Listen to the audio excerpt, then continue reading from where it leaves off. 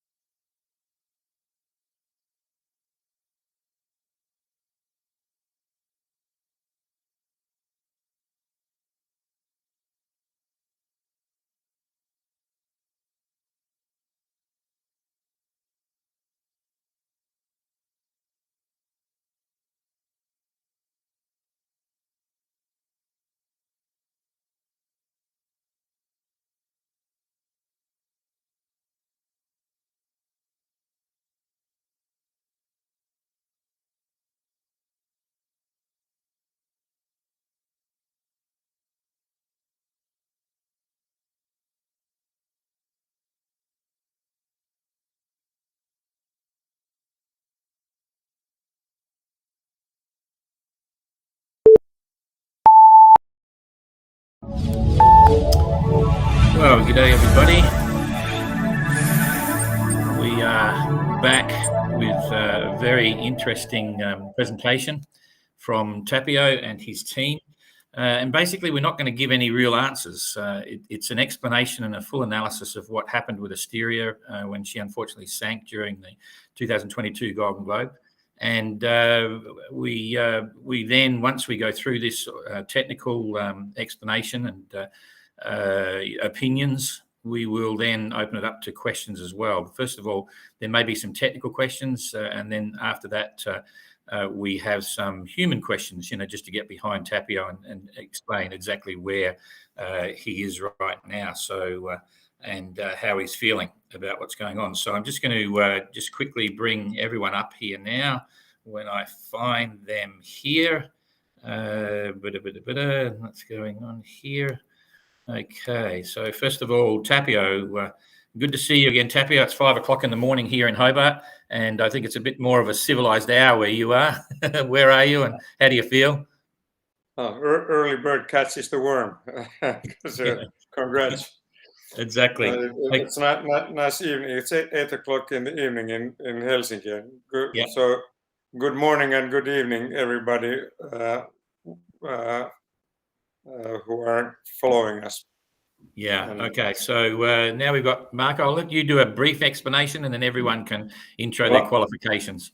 Yeah. Well, I could first say that I'm happy to have three of my trusted friends who have been helping me with Asteria and also with Galliana projects already for years. And as Finland is not a country, it's a club, so we know each other for the last 3 or 4 decades. And Marco is a naval architect by profession and has been supervising the technical aspects of all boat builders in Finland through the Finnish Center of Technical Research. But Marco, I'll let you tell about your professional background yourself. You can give more exact information. Okay. Hi everyone. So I've studied naval architecture, and after a short time at the shipyard, I joined the Technical Research Center of Finland. That's a quite large research institute covering all different technologies. But my task and job has been boat techniques and especially the structures of different boats and yachts. And then 3 years ago, I started with my own business, Marine Mentors, and now I'm working directly with the boatyards and designers in Finland. Thanks. And Markku is also has a long career in offshore racing in mostly in Baltic waters, and very successful track record. And the next one is Jukka Tuukkuri. We started sailing together already about 40 years ago with the classic 6 meter, maybe 4. But since that, Jukka has made his doctoral thesis on it had to do with ice. So and he's the professor of mechanics in the Aalto University, which used to be Helsinki University of Technology at the time when we were studying there. And Jukka is also an experienced sailor, sailing sister ship of Edward Heath's first Morning Cloud, Sparkman and Stevens 34, which is a close, slightly younger and smaller sister to Gaia 36. And actually, Jukka happened to be doing research on the ship which 1 year ago found Ernest Shackleton's Endurance, not very far away of the wreck of Asteria in 3 kilometers depth. So maybe we'll go after Asteria too. Did I get everything right, Jukka? You did get everything right. You did get everything right. Yes, and greetings from London. I'm not in Finland at the moment. I'm in London. This is my kitchen in London, and yes. So I'm also a naval architect by profession, but then I became a scientist, and I'm studying sea ice. And I was on the Weddell Sea on board Agulhas, SA Agulhas 2 when Endurance was found. I was member of Endurance 22 expedition, and that was an experience. Wow. Absolutely. Okay. So we've now got, okay. And the last one is naval architect, yacht designer Kamu Strollman, who is, in my opinion, by far the best boat designer in Northern Europe during the past few decades. Having a long career working with Fingulf and Saare yachts and EF boats, and also cooperating with both Notor and Baltic yachts in various projects. And Kamu, when I bought Asteria and brought her to Finland in 2017, Kamu totally redesigned the structure of Asteria and has been very much involved in the pretty thorough refit of Galliana too. Kamu, did I forget some of your boats that you have been designing? You have also designed some pretty nice power boats. Yep, power boats, and then maybe Finn Flyer was one more of the bigger ones. But yeah, thank you for the nice words. I've had the pleasure also to meet these guys sailing here during the last 30 years, and I have had my own small design office here close to Helsinki since the start of the 90s. Okay, so and now we've got I nearly said infamous Ada, but Ada is part of the team, brings a human face, so she'll ask all those interesting questions on you later on, Tapio, and thanks for being there, Ada. because there's two parts to this. This is mainly about the technical side, but obviously there's a human side there as well, and we're very keen to tap into that. So what would you like to say, Ada? I would like to say how happy I am, Tapio, to see you back in Finland, and you know what, to see you alive too. But anyway, this is the second part of my question. I want to say hello to Don in Australia, who is doing such a good and big job. And I would like to say hi to all the GGR families that I can see in the comments. It's a lot of people asking questions already and being happy to see you also, Tapio. So that's all. I will stop now and let you speak very important technical stuff. Ida, Okay. I'm sending you kisses, Ida. I'm very happy to see you too.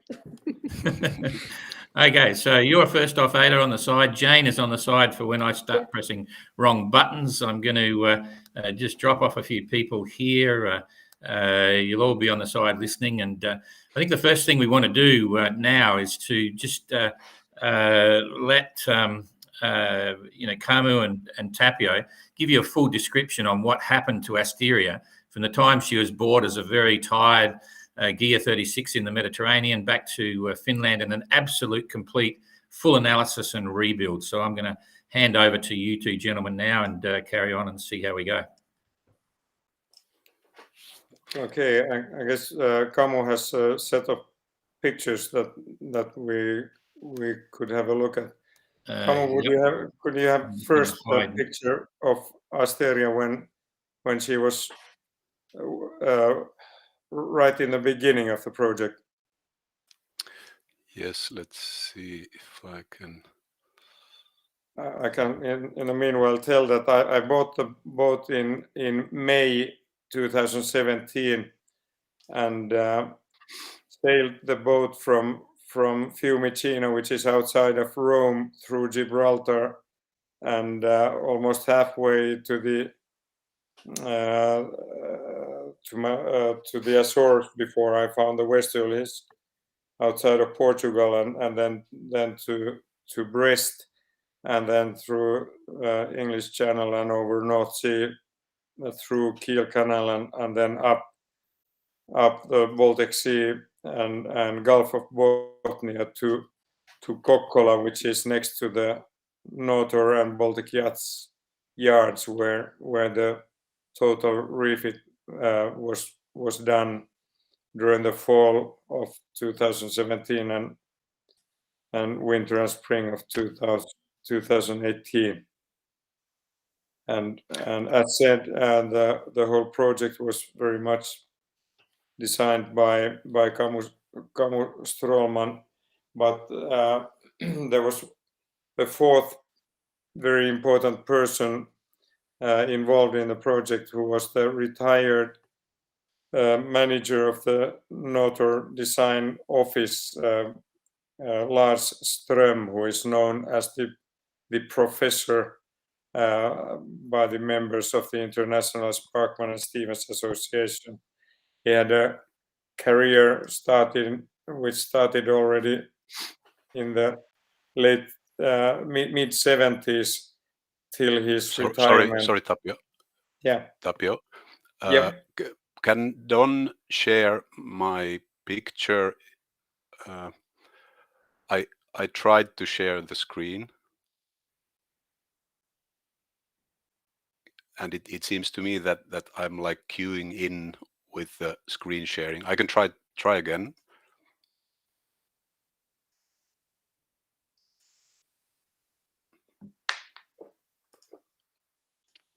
But I think Don will have to let my screen in.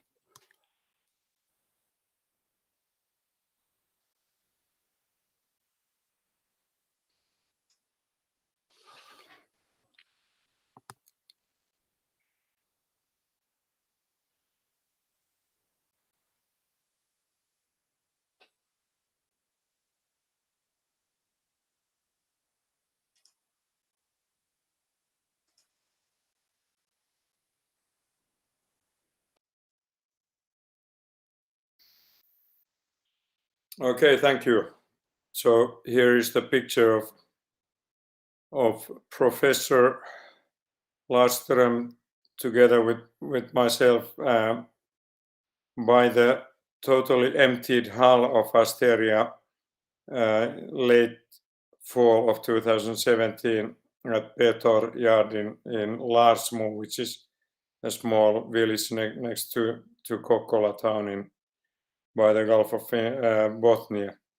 And as you can see, we ended up removing the delaminated deck and all the bulkheads and the interior, and the boat was sanded and partly sandblasted, and we took the gel coat off the hull, and it was, you can say that we really did start from the beginning. And at that time I was still negotiating with potential sponsors, and I said that my plan B was that if I hadn't found financing for the project, I would have painted the empty hull light blue and sold it as a swimming pool someone in the neighborhood.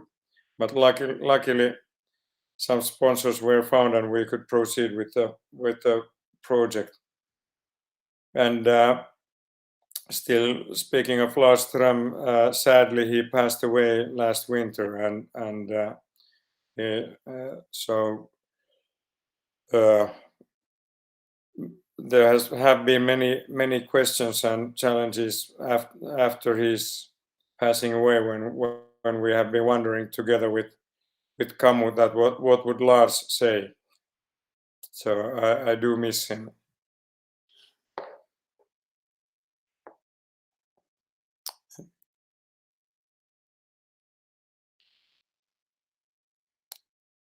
It was a joy to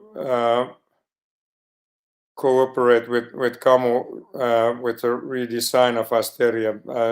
He lives 35 kilometers to the east of Helsinki, in a small picturesque town of Porvoo, in the medieval center of the town, and I drove my car quite often there and was watching over his shoulder when he was doing these 3D pictures of the boat, and we went through all the details, and then Kamu was communicating about the calculations and strengths and the structure with Lars and Markku and Jukka. But so here you can see how after totally emptying the hull, we added 3 watertight bulkheads into the bow and 3 watertight bulkheads to the stern, and all the longitudinal, both the transverse and the longitudinal bulkheads were laminated down from the hull up to the deck. And for example, in the area surrounding the coach roof or the doghouse, it was made super strong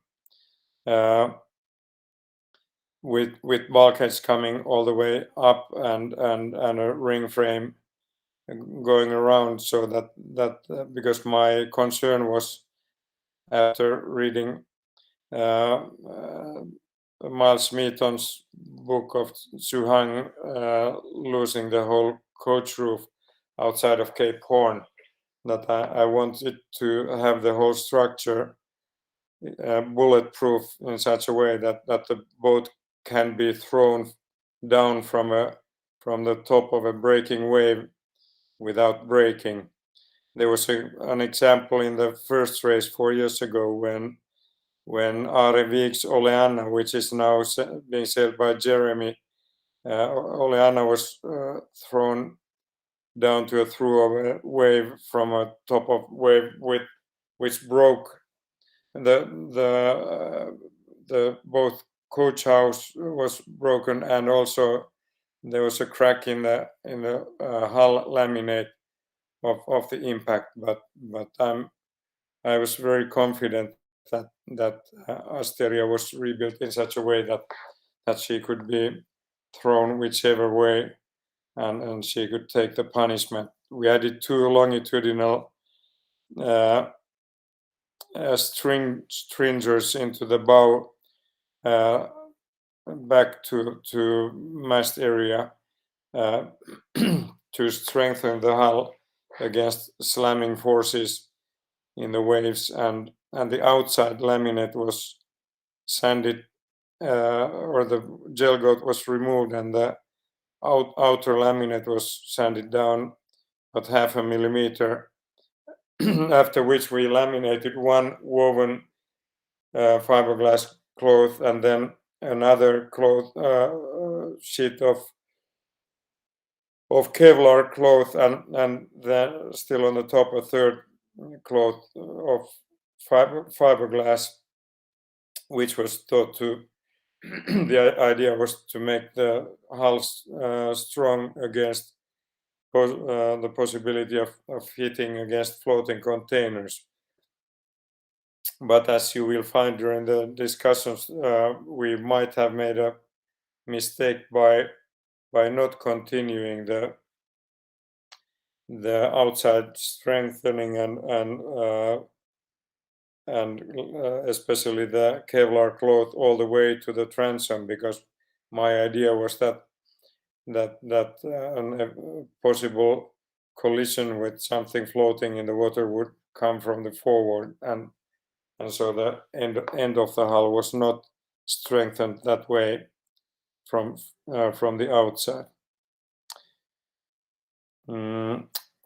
Also, the chain plates were built, or actually the original construction did not have proper chain plates, but everything was done by the book during the refit, and the hull became, due to the kind of box structure which the bulkheads formed, and the extra material on the top sides, and then the totally new deck, which was made with thicker foam in between the sandwich was made with thicker foam, so also the deck was much more rigid than the original one. So I think the boat was built like a tank, and as I have said many times, I had full confidence in her. Kamu, would you like to correct my mistakes or add any information which I have forgotten to tell about how the refit was done?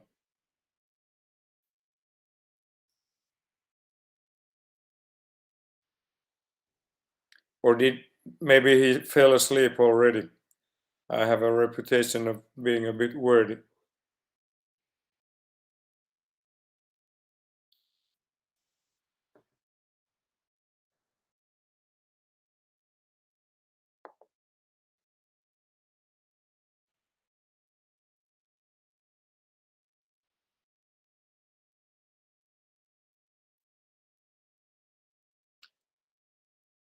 Hello, hello, hello. Is there anybody out there?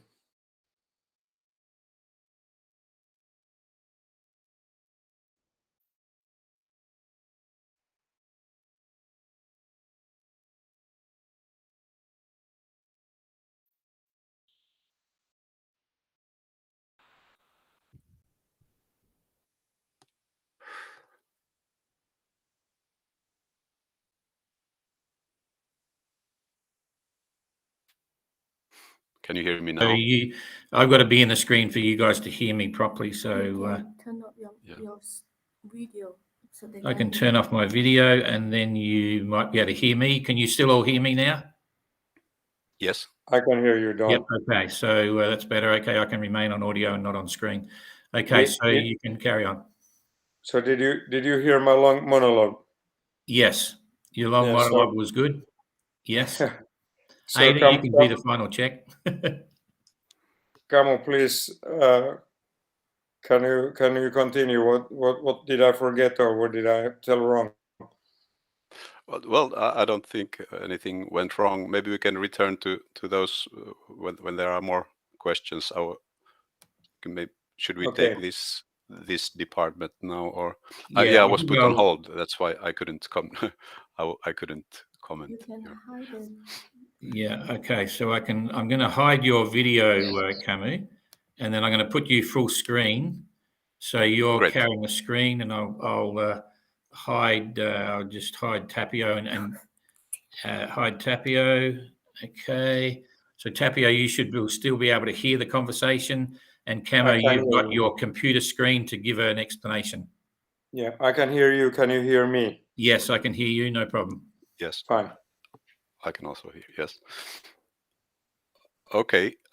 So maybe I go through some of these slides. We obviously we were very interested in looking at why these watertight compartments didn't work as expected, and here are the watertight bulkheads in the front area, and then there are 3 in the aft area. Actually, this one next to the 5 here has a small hole for the propeller shaft, and all of these other compartments are such that there is not very much water coming in. But if there would be a big hole, which there obviously then was, this compartment number 4, if we have a big leak there, the boat will not stay afloat. And the reason we don't put a watertight bulkhead here, because it sort of destroys the living area, and of course the perception was that when if you hit something, it's probably from the front, and hopefully it's a small enough hole so that the bilge pumps can handle it, or these watertight bulkheads can handle it.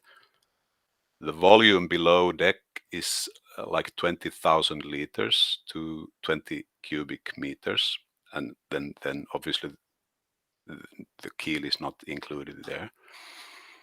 And then we made some calculations on how the boat would float if we have a leak in some special section. This lighter blue line is the original design waterline on the Asteria's drawings, and the darker blue line is my estimate on how Asteria was floating, about a little bit less than 9 tons. Obviously a lot deeper than the original.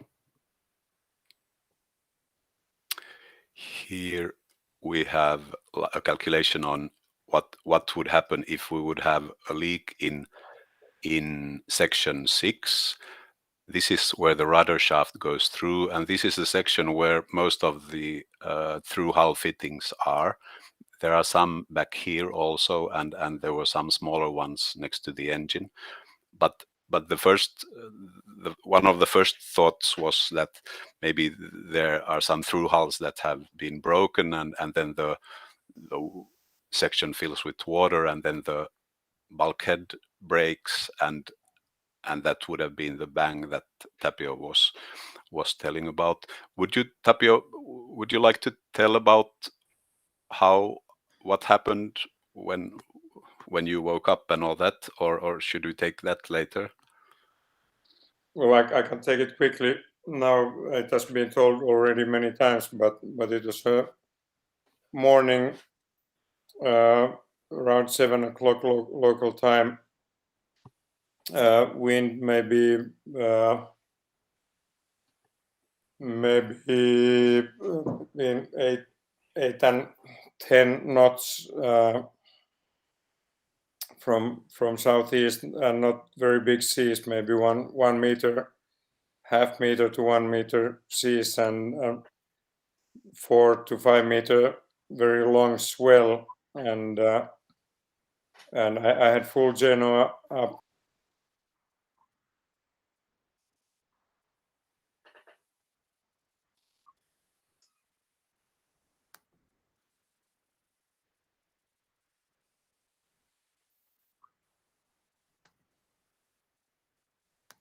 Stern of the boat somewhere behind, and by the time I crawled out of my bunk, which took maybe 20-30 seconds and got my feet on the floorboards, the water level was already up almost to my knees. So after the crack, whatever it was, the bilge was already full, and there was about 30 centimeters water above the floorboards. And when I looked back to the main hatch, I saw water pouring very, very rapidly from over the engine room into the cabin, and so it was clear from the first instant that the water was coming in at such a speed that the boat will sink before I can do anything to prevent it. So then I just rushed for my survival suit and emergency radios and put those into the cockpit and tried to open my grab bags unsuccessfully. By the time I was trying to get the straps open, the water was already higher than my waist height, and the grab bags were below water. So I decided to leave them and went thinking I will. In the back of my head, I thought remembered that Kirsten and Abilas were not very far behind me. So I thought that if I just get into the life raft, I will be picked up within next day or two if I just get my radio things with me. So then I went up on the deck and put my survival suit on and the life raft into the water and cut the rope of the life raft, which with hindsight was a mistake, and I made a slip knot to the stanchion hole in the next to the cockpit, and had one last glance inside the cabin, and after doing that I realized that my slip knot had opened, and so the raft was drifting away already 2-3 meters from the boat. So I made just a tiger leap into the raft and put the paddle together right away and tried to paddle back to the boat because the boat was floating stationary a couple inches of the top side showing, but unfortunately I was unable to paddle back to the boat. So then I just was following for 20 minutes while the boat finally filled with enough water so that then the stern went below the water and the bow lifted up, and then in a couple of minutes she sank stern first. But while I was in the raft, I had the raft was obviously drifting slowly away from the boat. So by the time she sank, I was maybe 70 to 100 meters away.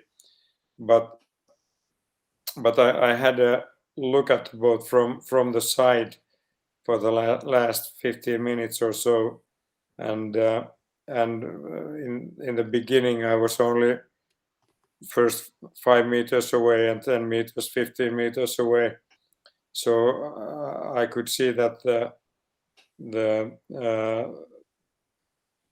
hydrovane was in its normal position, and the rig was taut. It had not gone slack, and the shear line of the hull was intact. It had not, the stern had not folded up or anything. And also the life raft was stored in the cockpit under the tiller, so I had to lift up the tiller and push it aside when I pulled the life raft up on the deck, and the tiller and rudder shaft seemed to be working in normal way. There was nothing unnormal to be seen in there. So those are kind of facts to be taken into account when we try to analyze what happened. and also that the boat was floating pretty straight, stern a bit lower, but at the time when I entered the life raft, most of the transom was, or let's say at least half of the transom was still above water.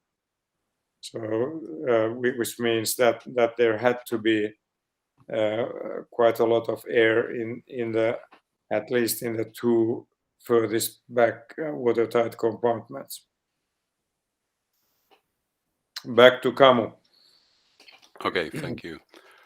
Yeah, I have some cases here.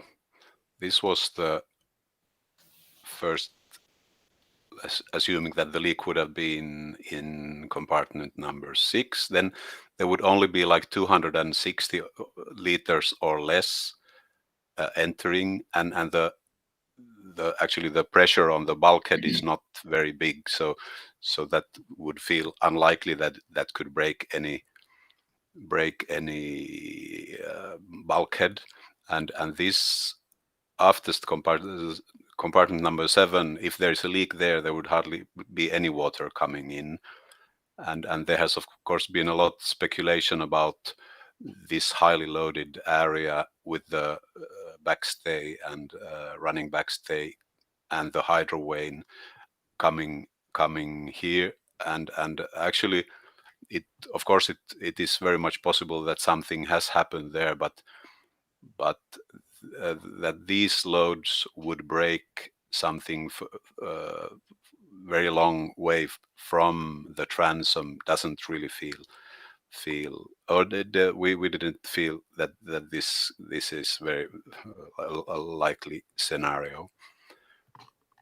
I also calculated here the next case where we have compartment number 5 is filled with water. Then you have about, well, less than 1,000 liters coming in, and here there is like, well, a little bit less than a meter of water, and this was the bulkhead that is not 100% watertight, so he would be some small amounts coming in, but not so much that Tapio was saying that he had, when he stood up, he had water at knee height, and that should be somewhere here. That would mean something like 3 cubic meters of water. So a leak and a broken bulkhead in this section would not explain that amount of water coming so quickly, unless this bulkhead was completely broken. And then I have this calculation with these 2 sections, and here we have, it's closer to 2 cubic meters, but the floating position of the boat is, then the transom is already quite far, quite low, and this, let's say if there would have been some problem with the rudder, that could, if these fittings would break, or if the rudder would break in itself, then there could be the possibility that the rudder stock would bend the hull and open a big hole here, and then it could break. If it breaks this one bulkhead, then obviously both of these compartments do fill up. But then the thing Tapio was telling when he was decided that he has to leave the boat, the water was somewhere at this height. Here we have the stairs, and the cockpit seat is somewhere here, and then he described that the floating position was fairly much level, so the bow was not very high, and the part of the transom was under, but it was not completely under, or was this was more the view you had from the life raft when you? Yes. I suppose yes. And then assuming that, let's say if we have both these number 4 and 5 filled with water, then the floating position would be like this light blue line, and that could be possible, but still not matching what Tapio was telling about the floating position. Here is the bilge of the boat, and here is the engine compartment, and Tapio was saying that he saw the water coming in this area. Yeah.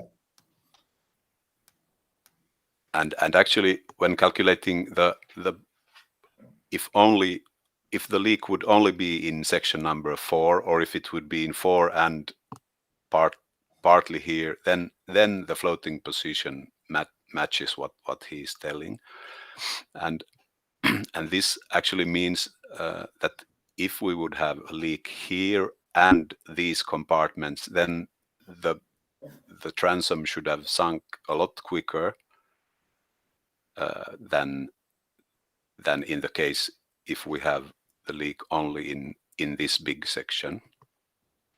So that makes it harder to believe that the leak would have been somewhere back here, because if the leak would be here, first of all, if it would be here, there would not be very much water coming in at all, and then if the leak would be here, there would be so little water that how could it really break this bulkhead? And if it would be all these sections, then the floating position doesn't really match. I'm not saying that we know what happened, but these are just our observations on something. Obviously, I have had some sleepless nights looking at all these bulkhead constructions and everything else, and also the backstay loads, and I do have a simple simulation, but I'm not sure it could take about loads distributing if you have if you pull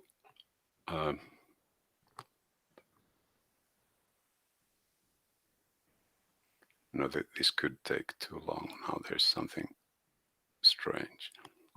I think it's worth waiting for a while if we can get it working.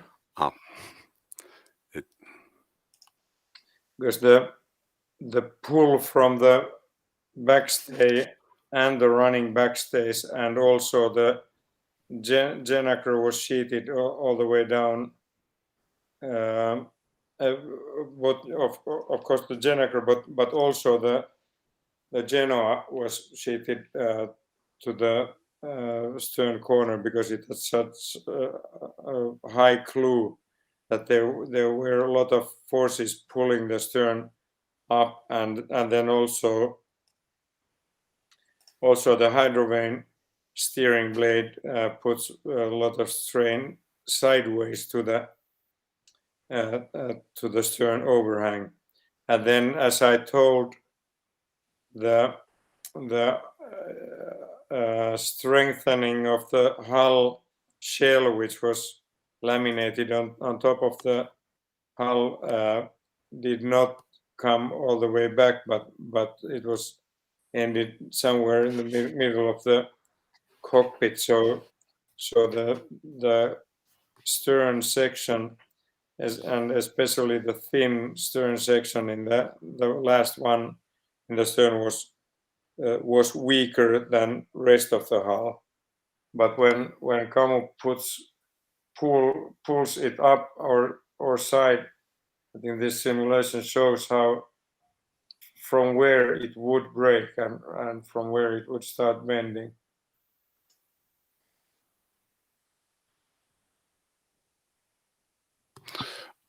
Sorry, we have the demonstration effect here. It doesn't work. I have to.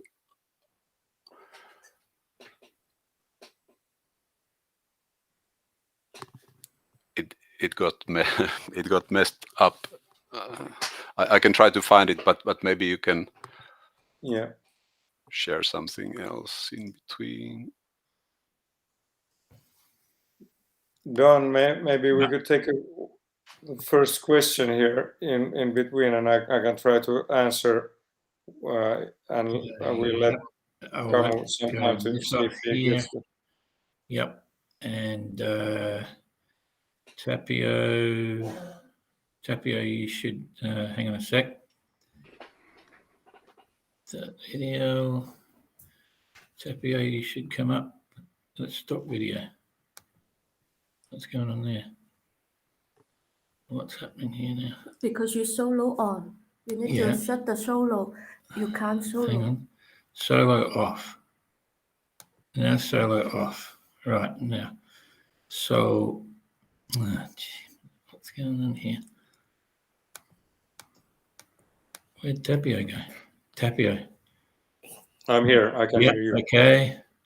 Okay, so we got you, Tapio. Who would you like on with you now? I just got to hide the solo there. And hide that. Hide that. I'm sorry, I can't read. I'm not able to read the comments on the side of the screen, because if you have a good look at my face on the screen and look at my eyes, so I have not been drinking. Yeah, no, that's okay. We haven't been. Is there? Do you want to bring on one of your other team to talk about something? Probably team's better before the questions. Tapio, you can hear me? Yes, I can hear you. Yeah. Okay. Would you like to bring on, rather than go for questions at the moment, would you like to bring on anyone else from your team? No, I don't understand. What would you like me to bring on Uka to answer the questions? Yeah, well, please take Uka and Markku along, and so if there's a question, we can see who answers. Okay, so you have Uka with you now. Yeah. So you want questions now? While Kamu is trying to make his simulation work. Okay, so I wasn't ready for questions, but I can pull up. There's more comments rather than questions here now. So, so the noise was a collision or the sound of the bulkhead failing? It's difficult to say because I woke to the noise, but it was a cracking. It was a short, loud crack, not a bang, but a crack. Yeah, okay. In relation to the rudder work that was done, what work was done around the rudder area that may have changed the structure for 22? Only the shape of the blade was changed, and it was returned to the original design. Sometimes before I bought the boat in Italy,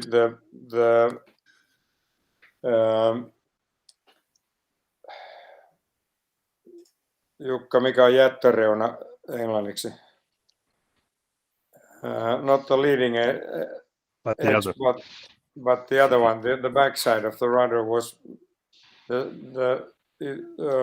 it had been originally straight with a sharp corner at the lower back end, but it had been modified to an elliptical shape, making the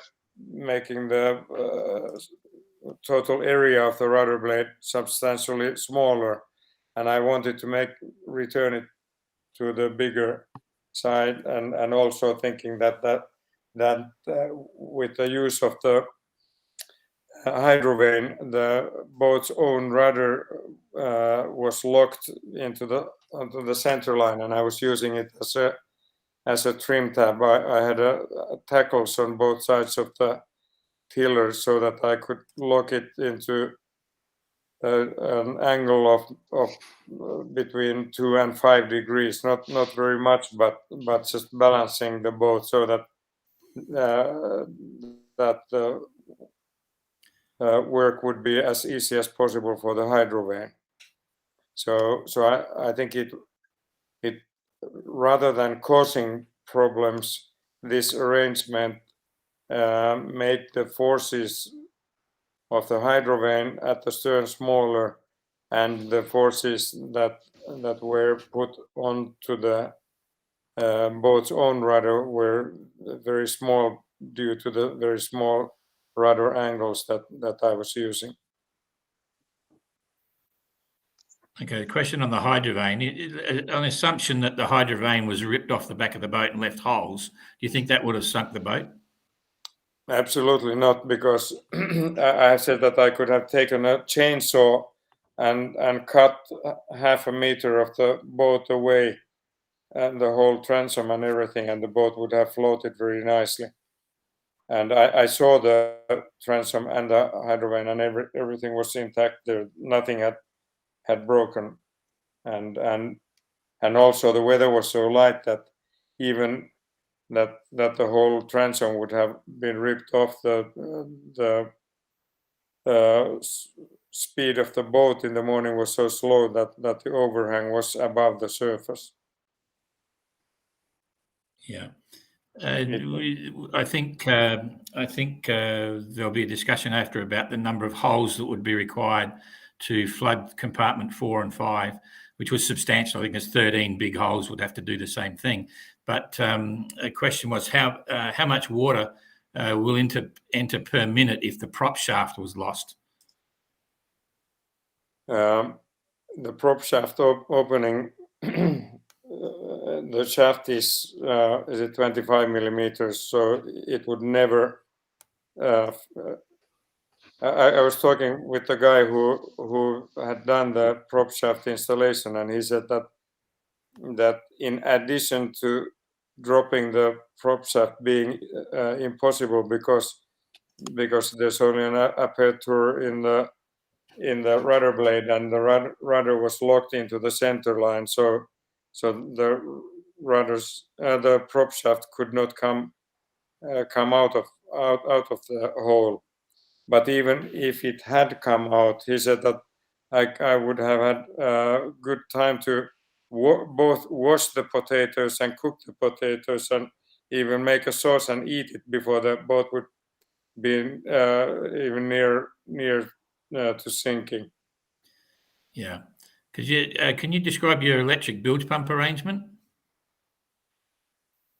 Could you repeat the question, please? Could you describe your electric bilge pump arrangement?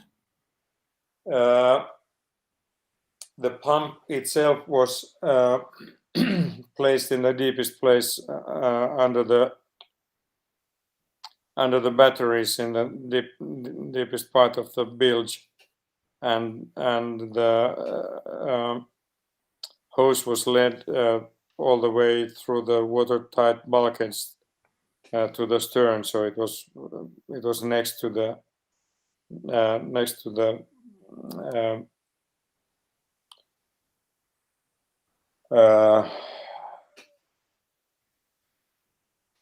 exhaust opening of the engine, and right at the transom. But I never had time to put the electric pump on, and the water was coming in at such speed that I don't think that it would have made any difference. And by the time I was up out of my bunk, the batteries were already way below the water surface, so I doubt that anything electrical would have functioned at that time anymore. Yeah, there's a question about the loads on the transom, but we're just setting up the computer generation to explain that with the various rigging loads and so on. What were the cockpit drain hose at through locations? Its failure sunk another boat. The cockpit drain arrangement. I could share. Oh, you can share now. Ready to go? Well, I could share also the bilge the plumbing system. Okay, so you want to come back to your full screen and explain that, and then show the computer generation. Yeah, let's have a look at the picture. Okay, let's see here. This should come up. I've just got to move a few things around here. I'll just take you off, Fuka. hang on a sec. I just go solo screen here. So Uka and Tapio, you're still on the audio with Kamu. Okay, yeah, I'm here. Kamu, are you there? Yeah, I'm here, and here are the cockpit drains. This is the cockpit view from above, and the life raft was there. Yeah, you should be hearing that. Yes. Can you hear? should be on the audio too, Tapio. You can hear me. I think everyone can hear me as well. Yes, I'm here. I can hear you. And one small correction to what Kamu said earlier.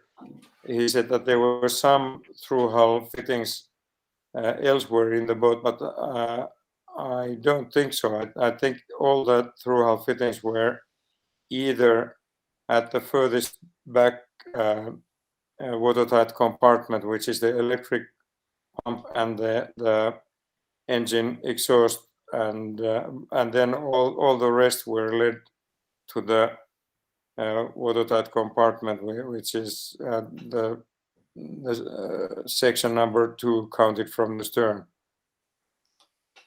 So there were no other openings. All the original through hull fittings were removed, and all the holes were closed, and everything was removed back both to be sure that if anything would fail, it would only fill one watertight compartment, and also racing wise, I wanted to have an absolutely smooth hull without any openings elsewhere than as far back as possible, where the water flow would be turbulent anyway. Yeah. I have one simulation, but not actually the right one, but this is like a backstay load only, and here you can see that really this transom area, the higher loads are the colors higher up here, and there are some stress concentration. This is a very simplistic simulation. It's not all the materials are not correct and that sort of thing. But anyway, what is pretty clear is that the big loads from the backstay or the hydro vane or the running backstay, they stay in this area. So and if there would have been like cracks in further forward coming from these loads, they would have had to break 3 bulkheads to fill the boat and sink the boat, and therefore it makes it feel less likely. But of course, it's not impossible that the hydro vane would break the boat here, and also that these stress concentrations in the long run could cause cracks, but the question is that how could it cause, like, well, yeah, if there would be cracks in these bulkheads, then and the water would fill all these compartments, then the boat wouldn't float in this position.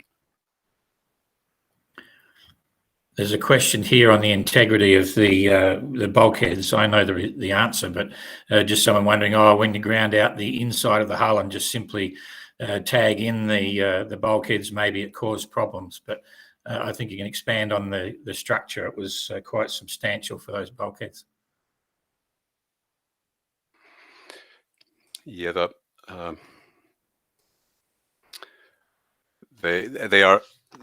they were like 12 millimeter plywood, which is fairly, what is it? It's like finished fir plywood, which is quite heavy. The plywood is quite heavy. At least it's something like 600 kilos per cubic meter, and also these bulkheads were where the big loads are very much supported by the structure of the engine room and the toilet and the toilet and the bulkhead in the galley.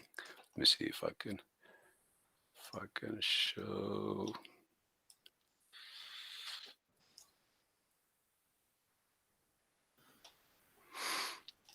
So here is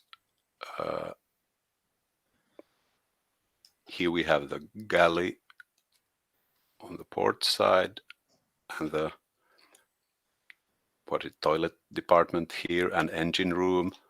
And if I understood correctly, Tapio was saying that it seemed like the water was coming in from this department and not from the toilet or the galley. It seemed, and then we have some openings here and also further aft. Sorry, this is not very clear. Maybe now it's clearer. So it seems that the big leak was somewhere in this area. Yeah, and Kamu, if I may interrupt, there's a small mistake in the error in the picture.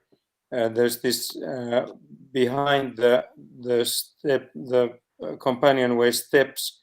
There, it seems that there would be this gray plywood or something, but in reality it was open under the lowest step and above the engine. There's an opening where your arrow, the cursor is there, right there now.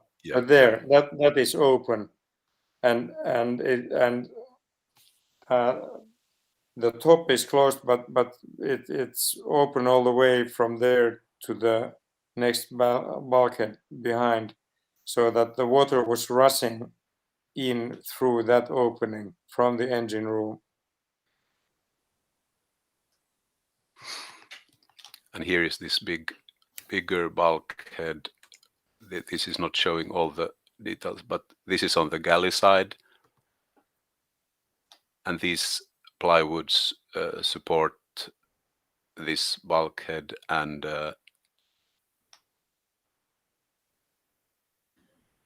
here was a small hole between these compartments. The fuel tank was a little bit smaller now this time. This was the original fuel tank here, but here's the cockpit floor, and the drains go out in this compartment aft here. So effectively the structures are multiple, they're boxed, and they're not just tabbed into the hull. It's a major structure. Yeah. So even if the hull tabbing would break, the bulkhead wouldn't go anywhere. At least not with the pressures that should come from, let's say, if we have this kind of situation with the water here. There could be some opening. I mean, if the tabbing would fail, well, in this case, both these bulkheads would have had to fail, or all three of them.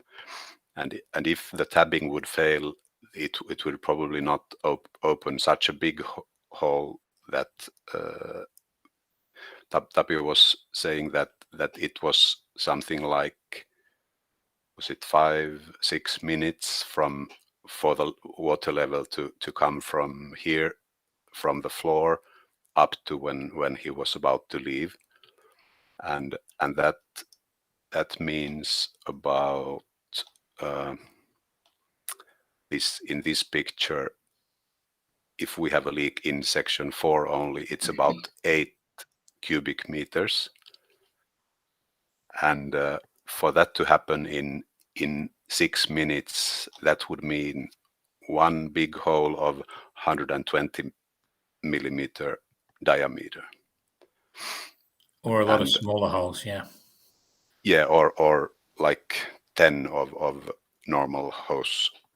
What is it, through hulls? Yeah, just a quick update. Just got a question here. Yes, we will be answering all of those questions that were given about 4 or 5 days ago for Tapio. Ada and I and Tapio will go through that when we finish the technical discussion. One interesting thing that we discussed on the technical side was potential vulnerabilities. You mentioned the issue around the stern gland and everything hitting containers and so on. That's an interesting discussion. Maybe we could elaborate on that. Oh yeah. Highly unlikely, but a potential, Yeah. Do you mean the angle of Yeah, the angle of hitting? attack, and one of the few. It sounds impossible, but if it happened, Yeah. The thing that these calculations with the floating positions, they indicate that the leak would be in 4 only, or 4 and 5. And if Tapio is saying that the water is coming in from the engine compartment, we can see in the model here that the engine compartment is quite narrow. So here is the edge of the engine, one edge of the engine compartment, and this is the bilge area. So if the leak would be here in the toilet, it probably wouldn't come mostly from the engine compartment, and the same in the galley side. Maybe if it was here under the floor, I can't remember. I think there was some hole here, but this would mean that the leak would have to be like in this area. Sorry. Or this would indicate that here is a very interesting area, because there, if you get a hole, then these things could happen. And looking at if the boat sails coming a little bit with an angle, okay, it's not impossible that something hits here. Of course, it's much more likely that something would hit somewhere else here, but this is a very interesting area. And then, of course, we were also thinking of the possibility that, okay, if something would hit the propeller and the shaft would be gone, but the size of the hole doesn't match that at all. I mean, it would take much longer to fill the boat with the hole like that. Yeah. You got any comments on that, Tapio?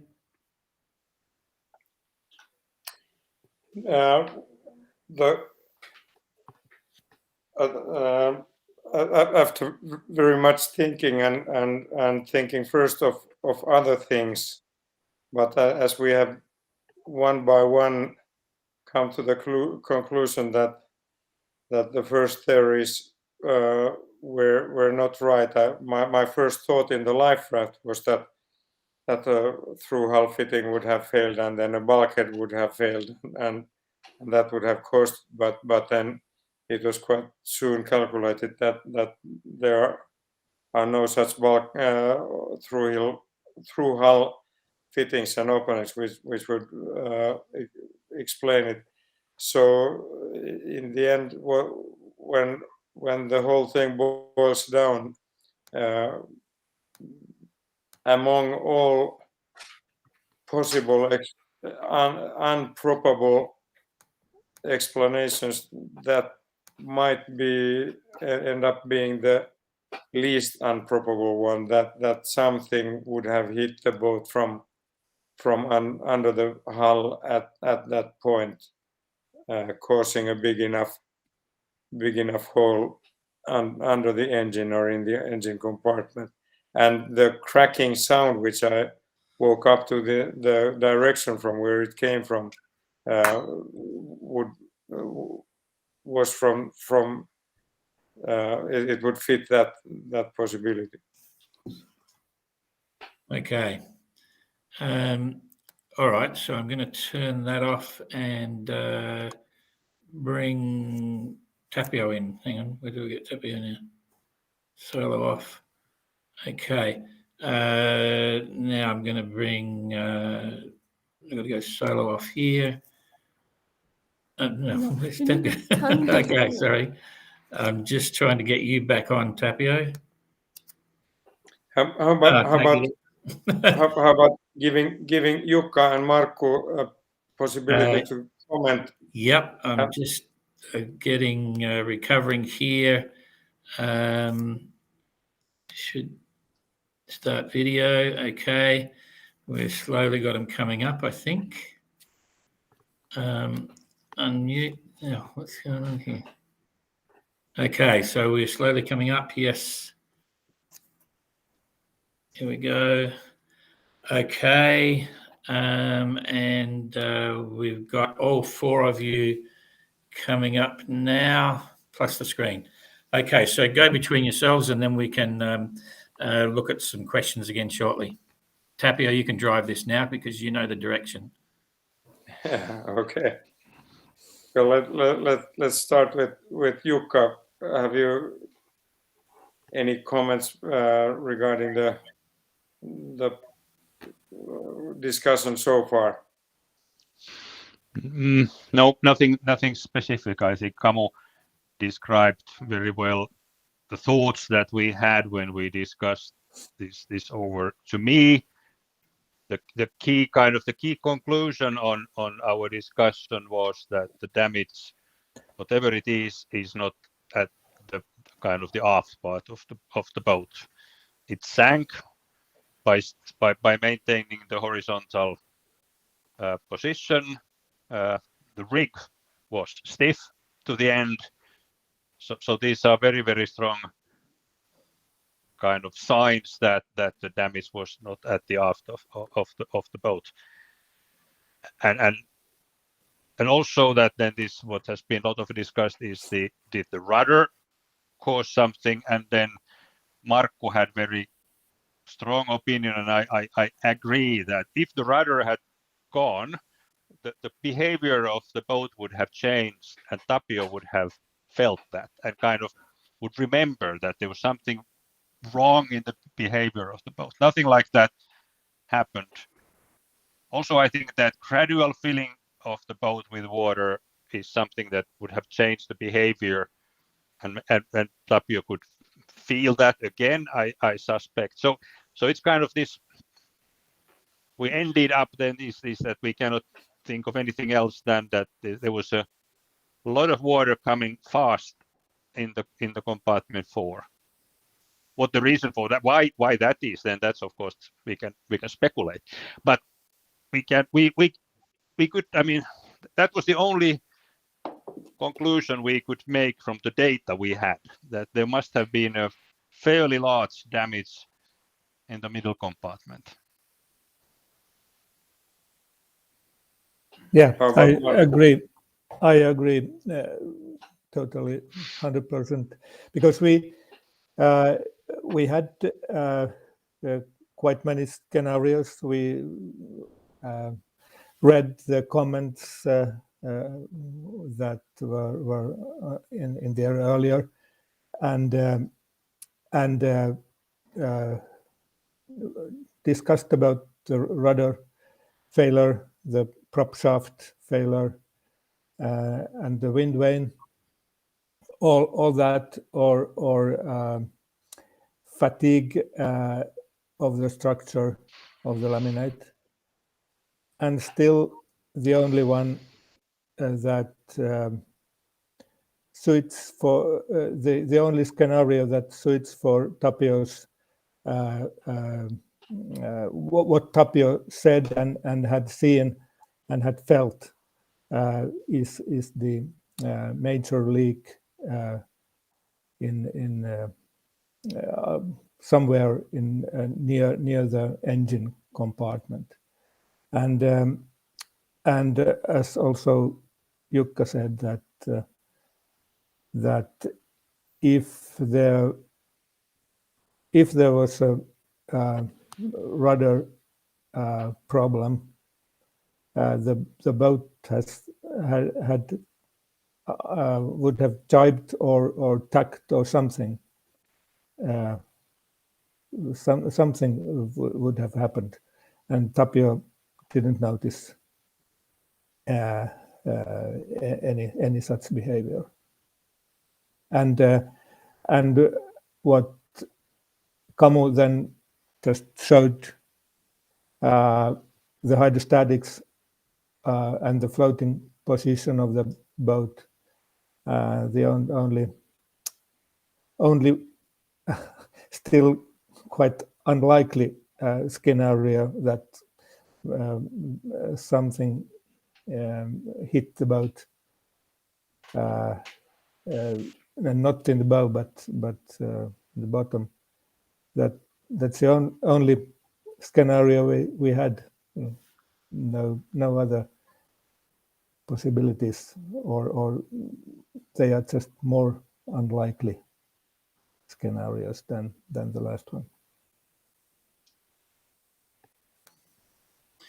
Okay, so how do you feel maybe about all that, maybe Tapio? if I could add one more point on this collision, I agree that it's kind of small chance that the boat hit something at kind of in the mid part, but the boats are not only going forward, they're also going up and down in the open ocean. I mean going down a wave, I mean that's also a direction where the boat is going in kind of in a global coordinate. So if there's a container, the boat can kind of also arrive going down a wave and meet something, a container or something else. Who knows?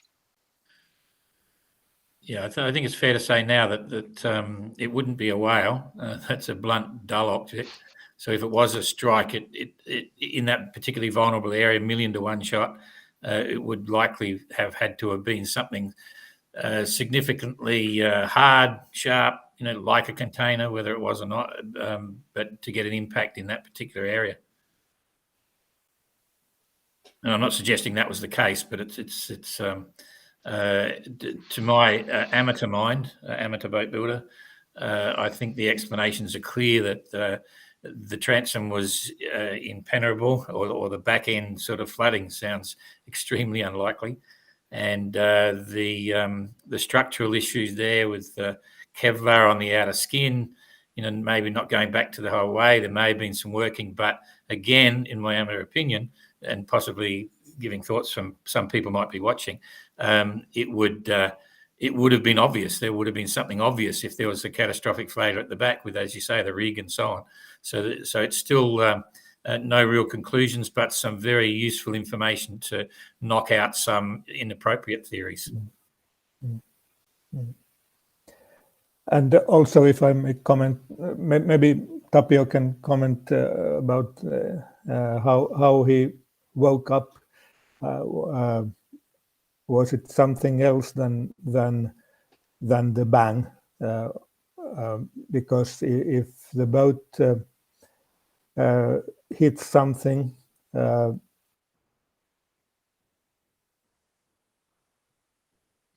yeah, that's what I have been thinking a lot and trying to remember. But the only thing I remember when waking up was just the cracking, the loud of crack. course, you should feel some. And I agree with Don that if the boat would have been hit by a whale, then the boat by a whale so hard that it would have broken, then there would have been a big impact and the boat would have moved so violently that I would certainly, even when waking up, have kind of noticed it. But hitting a sharp corner might be different and might not kind of shake the boat in such a way if it just came through the hull. And only after coming to Finland, I read from somewhere that the Agulhas current brings all kinds of stuff down along the eastern coast of Africa, but whether they would float down 470 miles southeast of Port Elizabeth. I'm not capable of saying if that's a possibility or not. And I have always said that I've never seen a container which are being blamed for all kinds of accidents. But then again, I think I was just talking with a Finnish friend who has been cruising around the world a lot, and he said to know personally three people who have lost their boats after hitting containers, and I have understood that there has been one container incident on the southeast coast of South Africa, but I haven't found any articles of it. But as said, among tens of unprobable theories, this seems to be the least unprobable ones. And speaking of all the theories, I want to thank everybody. I'm sure that many of the people who have sent me emails and messages and thoughts of possible causes of the sinking, I appreciate your effort and all the thinking that has gone into it, and I have tried to do my best to collect everything so that we have. Our aim has been together with Kamu and Jukka and Markku to go through all the possible explanations that have been offered to us, and we won't go in detail through all of them, but this is kind of the conclusions that we have come up to. But once again, thank you.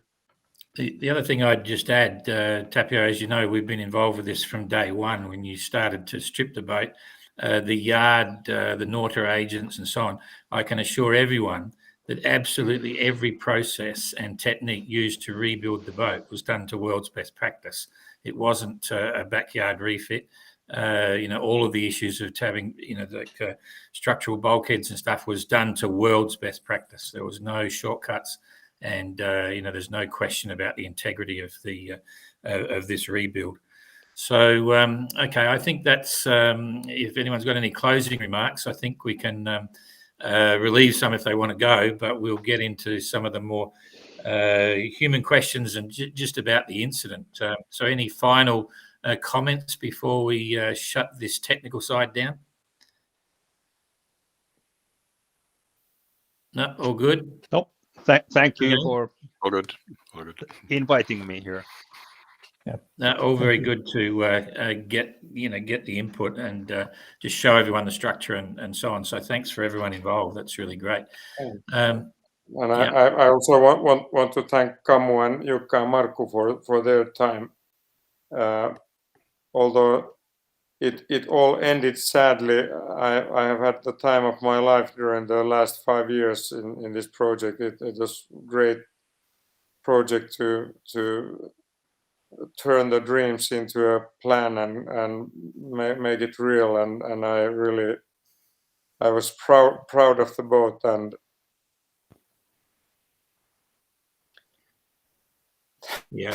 I'm starting crying already before you ask me the human interest questions, but I'm saying that I love the boat, and I lost a dear friend, that I feel that I'm a widow of a boat. You're on, Ada. Yes, we're coming. Yeah, Tapio. Anyway, I think a lot of things were already told tonight, but the most, maybe we'll never know. And in my country, we say sometimes it's just the fate. So what happened, and the most important thing is you are here with us today, and you have a lot of other projects, and this was your GGR 22. This is life, things happening. And we are all super happy to see you here. So maybe we'll never know why your beautiful Asteria sank next to Camp Town, but we can know some small things. For example, how is the ultimate salute of a sailor to his boat when he's in the life raft? What exactly did you do? Because I remember with Don, we were in the yachting club in Cape Town, when you got your message and you said something like, I gave Asteria an ultimate salute when she was getting down. How far from the boat were you with the life craft, and what's the feeling at that moment? Mm. Well, as I said, the weather was fairly nice, so the life raft was surprisingly stable. So I would say when I saw the bow raising up and the hull started sinking, and I knew that now she will be gone in a minute. So then I stood up in the raft and made a salute with I had my survival suit on, and I was standing with tears in my eyes and watching her go down. You are such a hopeless romantic, Tapio. Okay, before we get into this, what I'm going to do, all the other gentlemen, I'm going to put you on the side, leave you there. You'll be free to go if you want. You'll be free to be part of the discussion as well. So, and it'll just bring it back to Ada and Tapio and I, because we want to just give it a run out now. We've been on for an hour and a half nearly, but this was always meant to be a big one, and I'm sure there's people that will be interested in the questions. So thank you very much, everybody. Greatly appreciated. And now I'll start dropping a few people in the sidelines here. Thank you. Bye bye. Yeah, bye-bye. Thank you, Marco and Yuko. Yeah, thank you. Another one and another one. And then I'm here somewhere. No, you are not here. I think. No, you are not here. Hang on. I'm here. Yes. I got to put. That's me. And goodbye, Como. Thanks for all the illustrations. Fantastic. Thank you.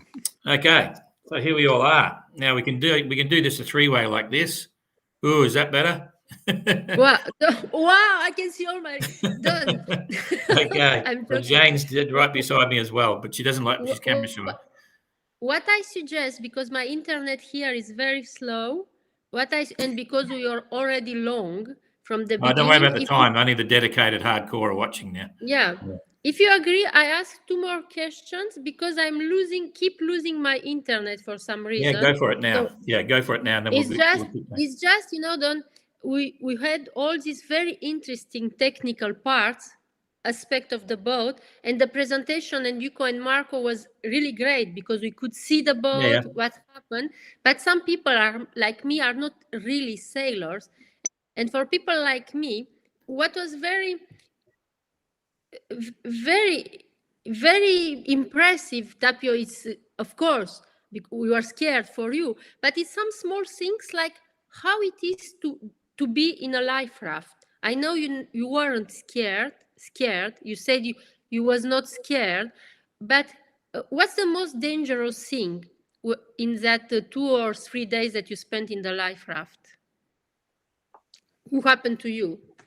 I felt when I was in the life raft, I felt 100%, or if not 110% safe all the time, and I knew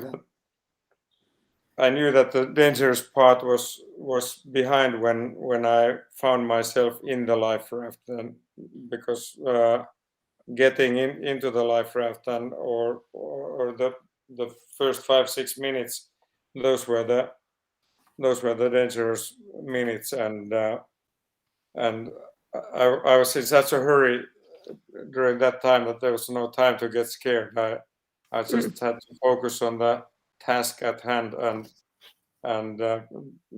think of the priorities and do things in right order. And I've done survival courses at the Lohja Maritime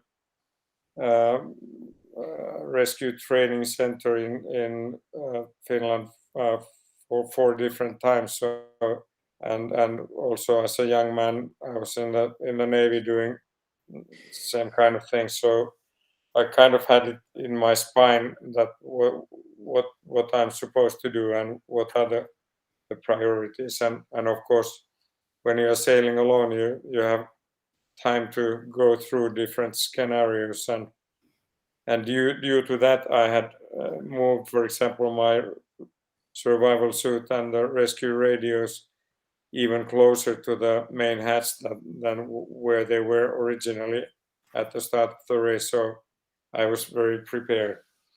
And I maybe know. you were asking about being afraid on the raft. I became afraid only afterwards when I saw the article in the Newsweek, which had About in the sharks. This, headline that this is my something this is about the my shark infested waters, and as you know, I'm afraid of sharks. But This is luckily, I didn't remember that when I was in the raft.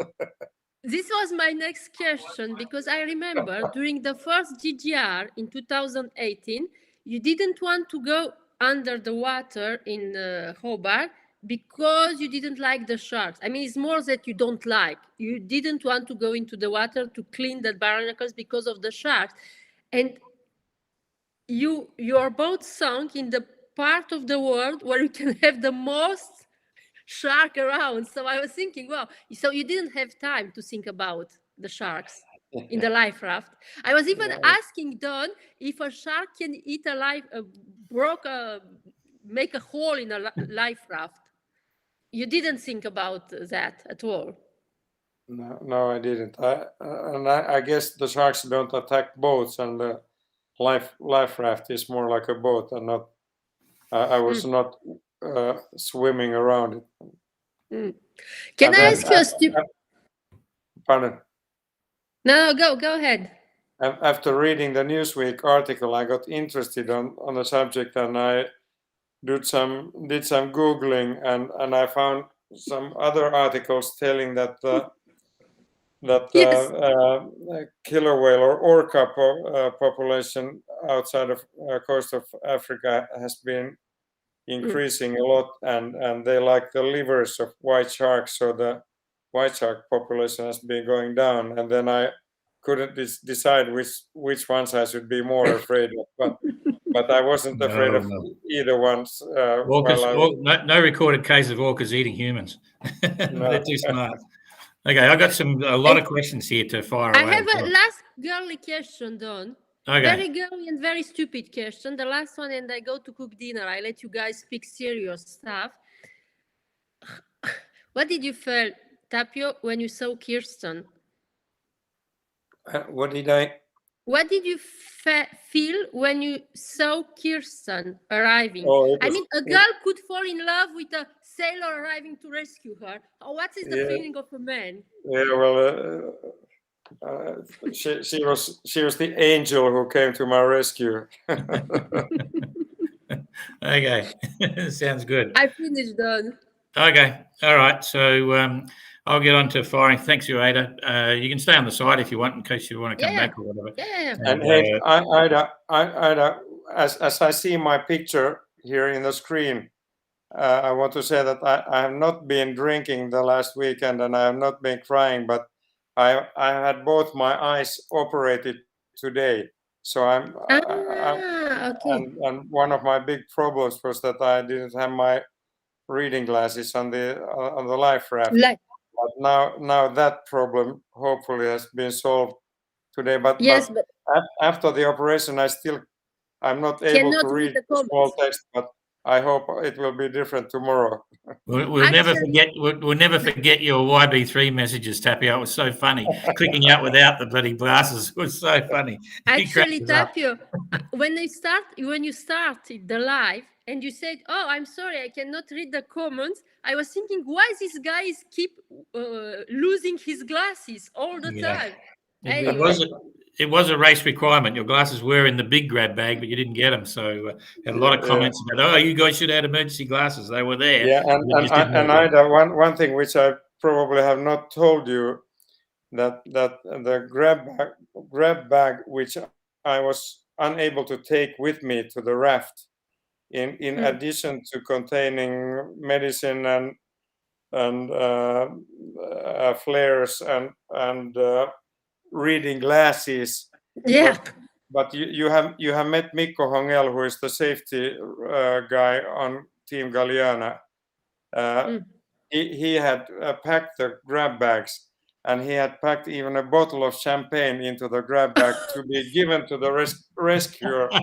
So, you know what? This is better than the glasses. That I should have had with me to give to Kirsten, but I'll give it to her when I see her at the prize giving.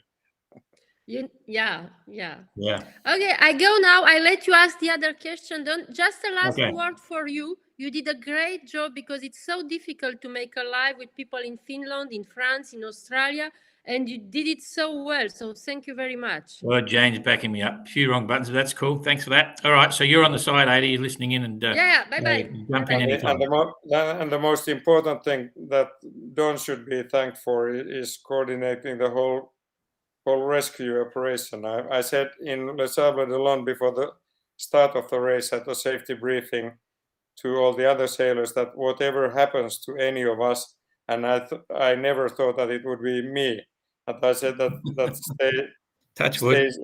stay calm and because you will be in the best of hands, and I really was. I'm really thankful. We have a small team, but it's a good team. So it was a big effort from everyone. So all good. Okay, Tapio, I'm going to shoot through some of this. So we had a lot of people sending questions 4 or 5 days ago. Many have been answered. I'm going to skip through them a little bit, but there's some interesting ones.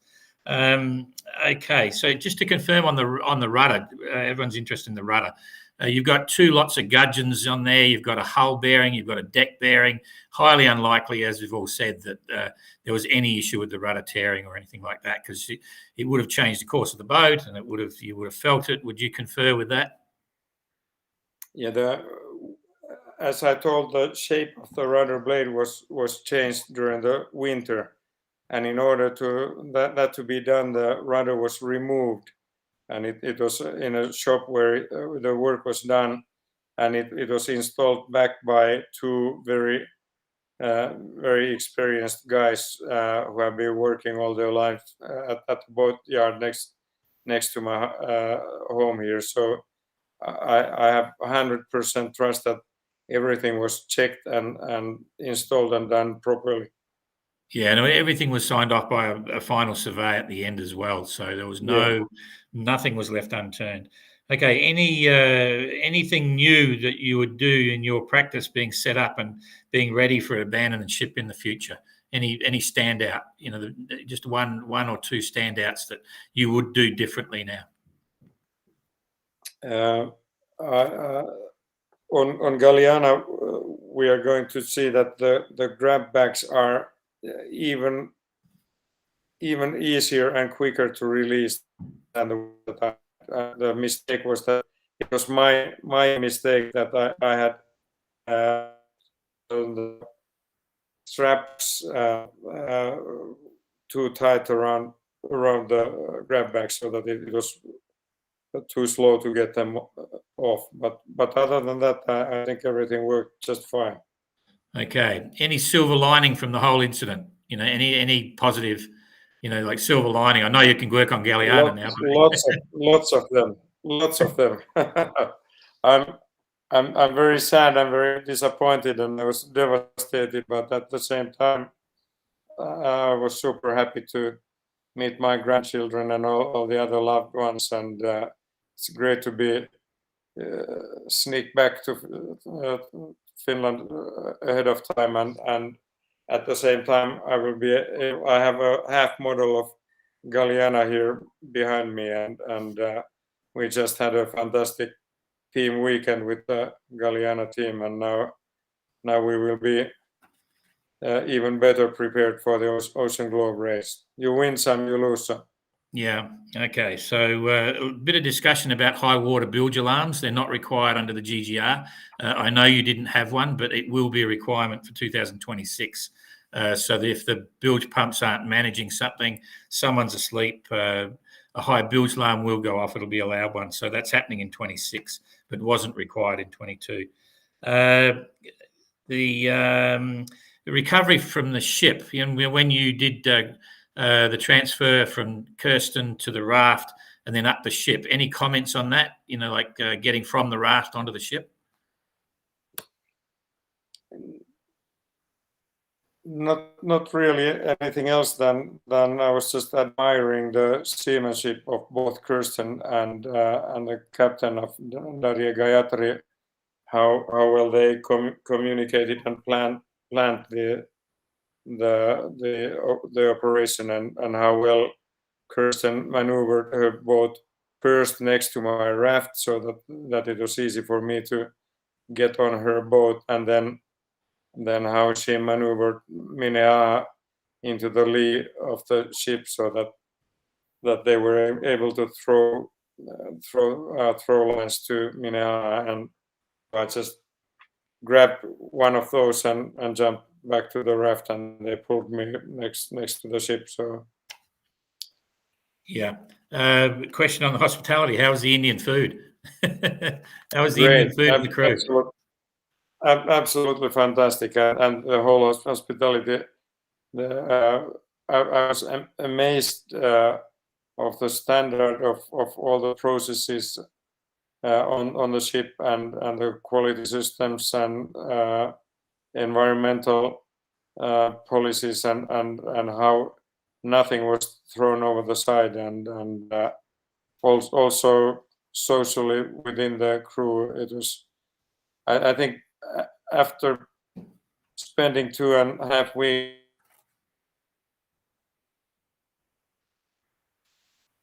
Oh, we lost you a bit there, Tapio. Oh, we lost your connection, Tapio. Yeah, if he does lose it, he'll log back in straight away. Maybe he didn't have enough money in the machine. Live, and Jen told me, oh, sorry. Yep, you're back. That's okay. I had the same problem during the live. My internet dropped completely. And yeah. Maybe Jen can tell Tapio to just he's close just the thing and you'll be back hit again the now. link again. Yeah, it's what happened to me, and it was better. Yeah, after okay.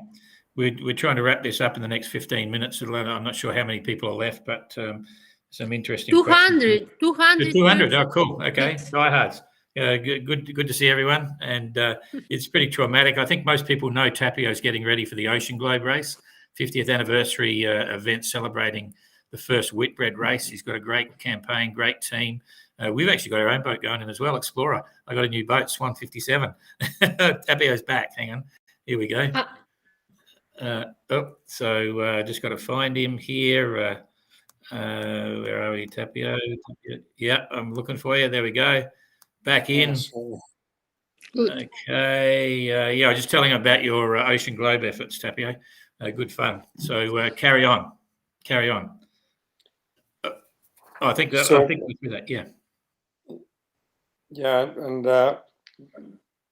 the length of the ship was 230 meters, and it was 30 meters wide. So going once around was half a kilometer. So I walked 100 kilometers, which is 200 times around the ship during the 2.5 weeks. And there was a gym with a ping pong table. We had fierce matches.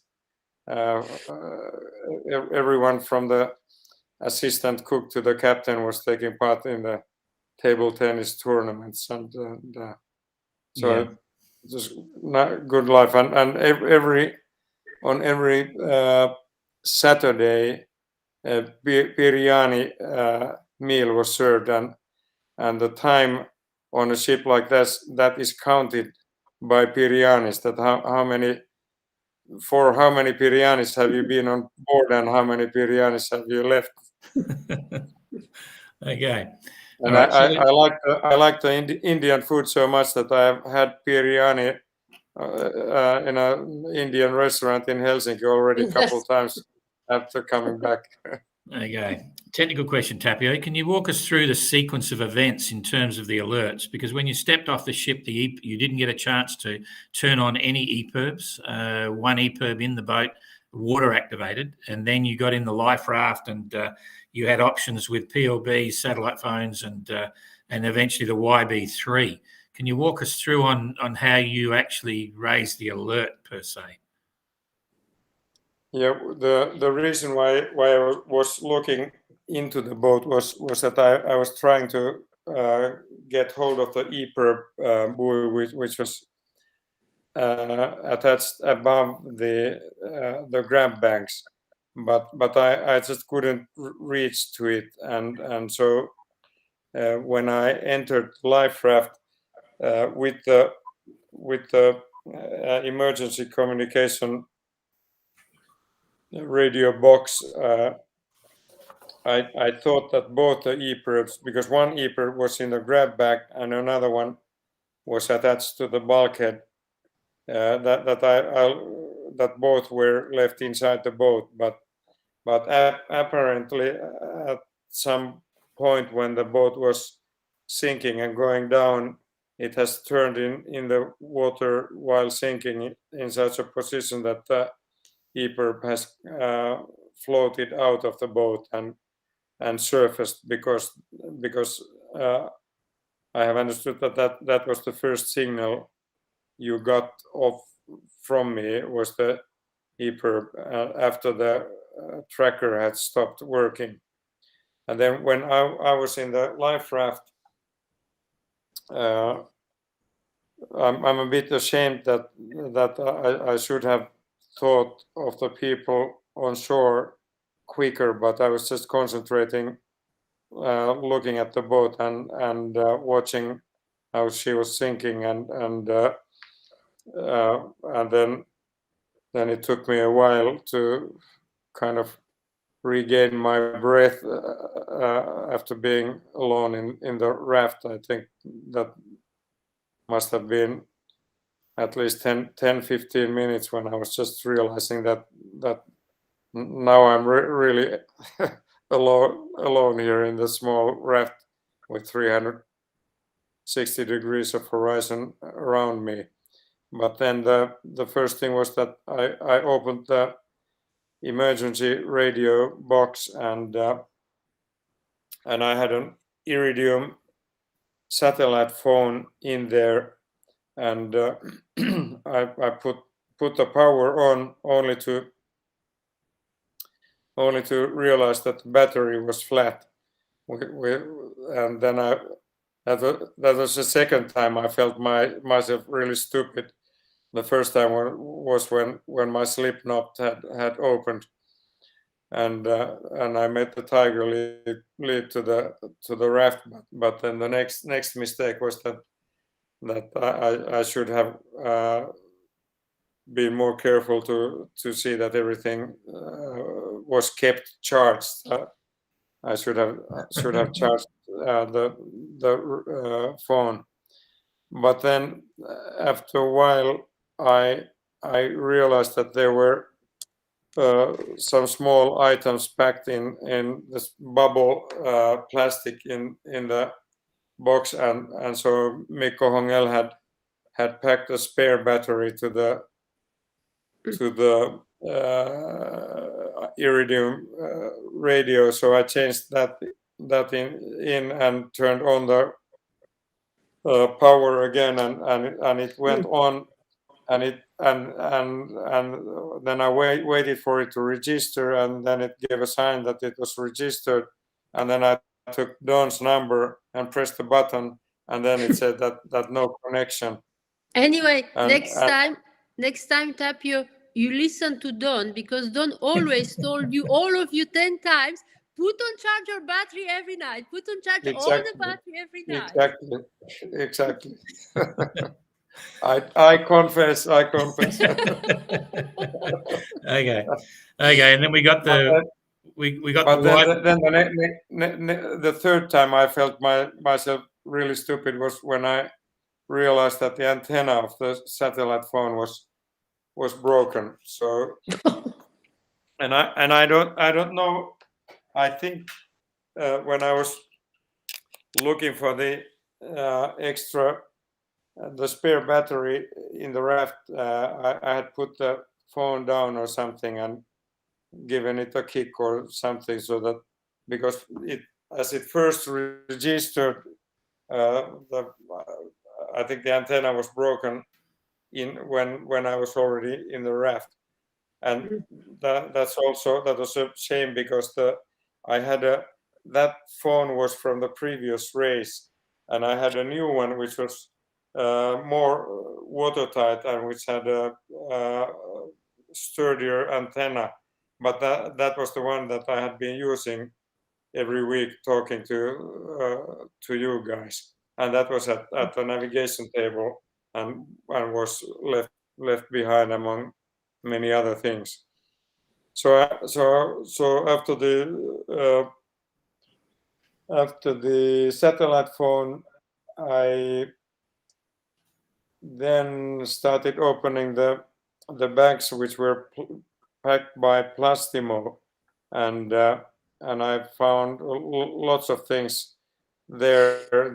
As I said, the only thing which I was surprised not to find was the Gideon Bible, because I think that it was a luxury raft with all things that you can think of, and among those things there was the personal location beacon, the PLB, which I then activated, and I guess at that point you knew that I was, at least that I was alive, because it Exactly. required action from my side to turn it on, but still at that time you didn't know that whether I was floating in my survival suit or in the raft.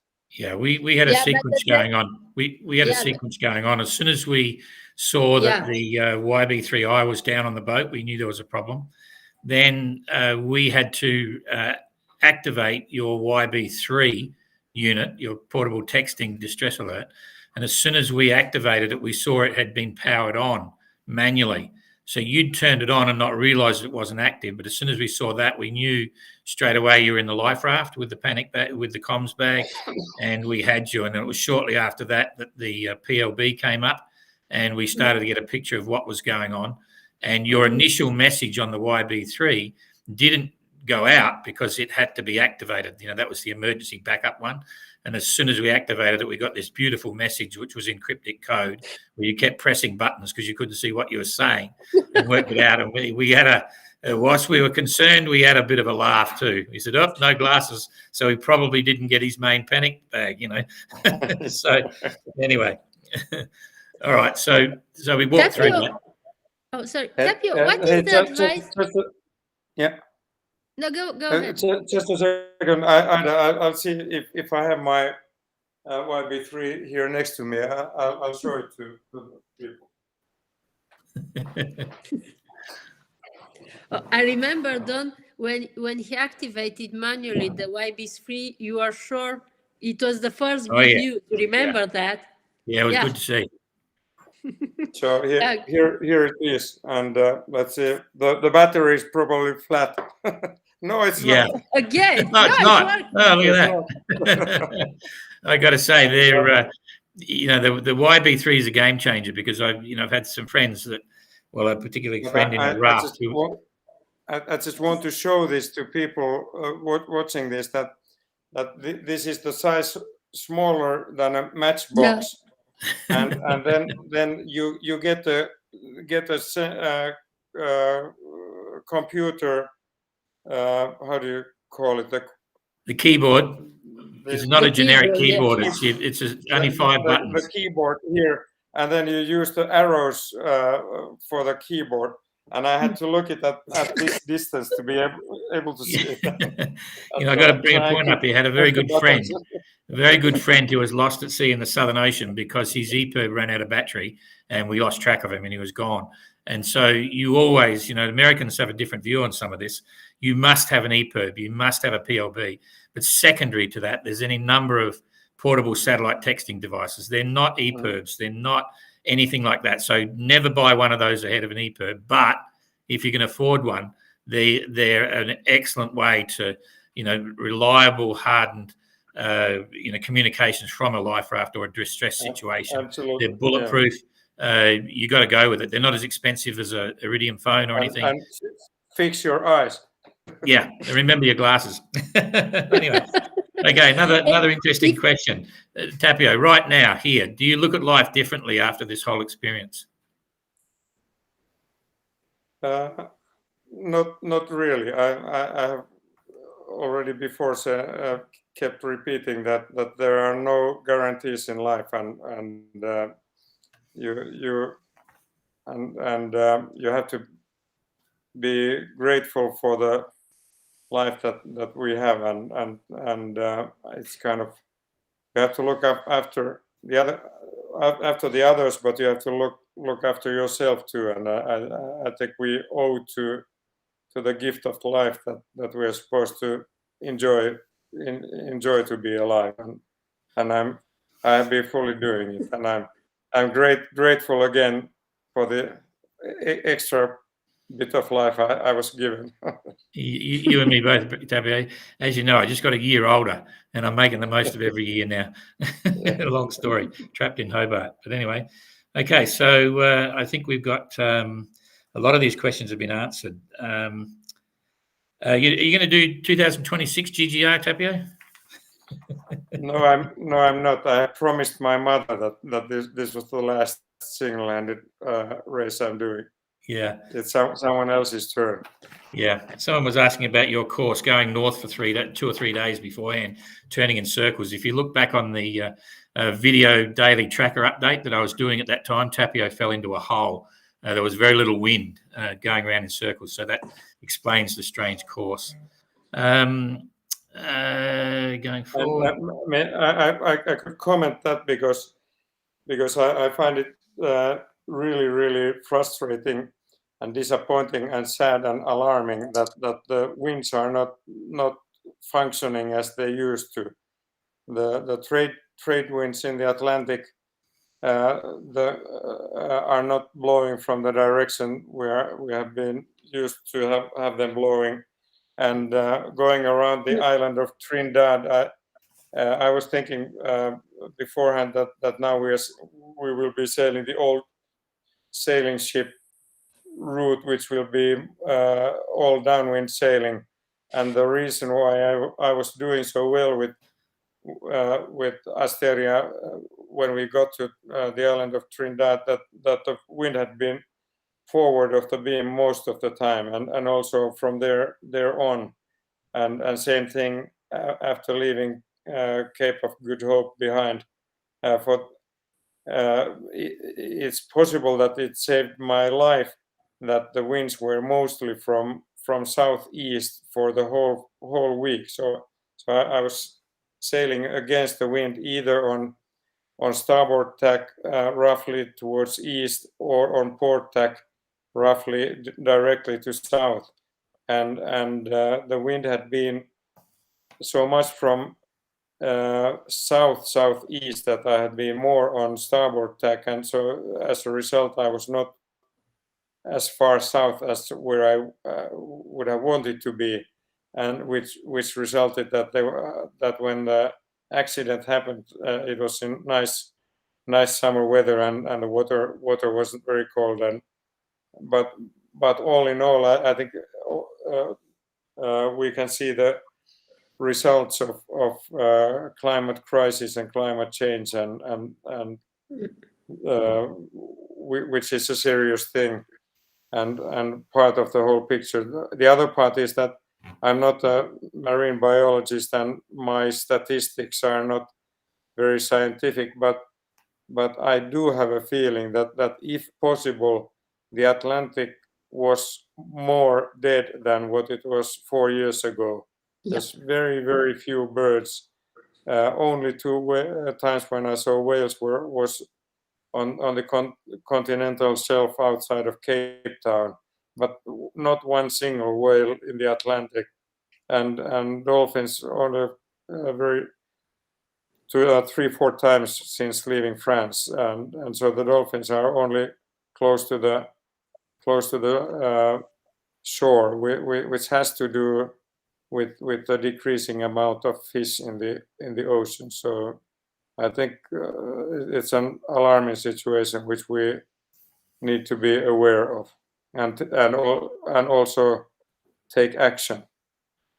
Yeah, absolutely. There's some funny stuff going on for sure. Got a question here about the life raft. It's a bit flimsy. Would you have a different raft? I have to say the raft was developed. Normally in these sorts of events, you would have what's called a Solus raft, a very heavy raft. There's no 4-man Solus raft, so we developed this raft particularly and specifically with Plastimo to be as good as a Solus raft.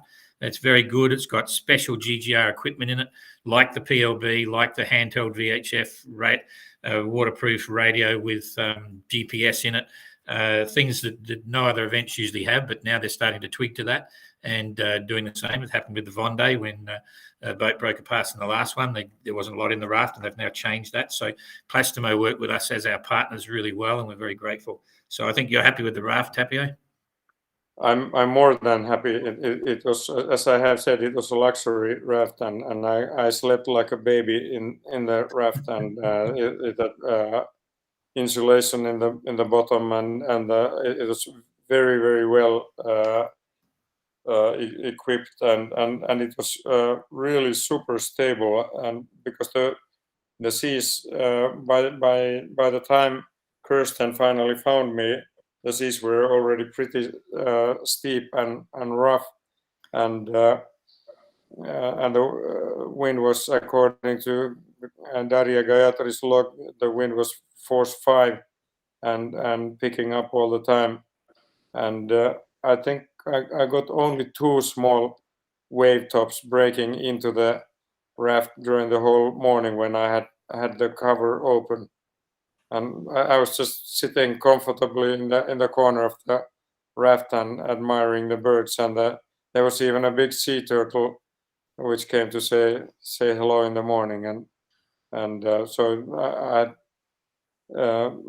as I said, I felt myself totally safe in the raft. Yeah, many cruising people and sailors are watching this. If you want an eye-watering experience and a fantastic read, just print out the notice of race for the Golden Globe race and look at all the safety provisions and so on. It's a good starting place to make your own preparations if you're going on a serious voyage anywhere. So all is good. The 2 last questions, Tapio. The last one is critically important, but the second to last, you've got an incredibly positive attitude on the whole thing. How you cope with this and never having any fear. What's your what's your take on that? What's your giveaway to the people watching about your attitude and how you manage things? And feel so positive all the time.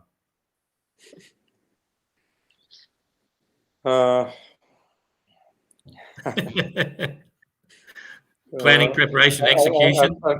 I think for most people, it's enough just to look around and open your eyes and understand that how many things we have to be thankful for, and we only live once, so and I think we of course there's a war raging in Europe, and there are lots of severe problems that people are facing in the world, and I think we who are the lucky ones able to enjoy life, we have a responsibility to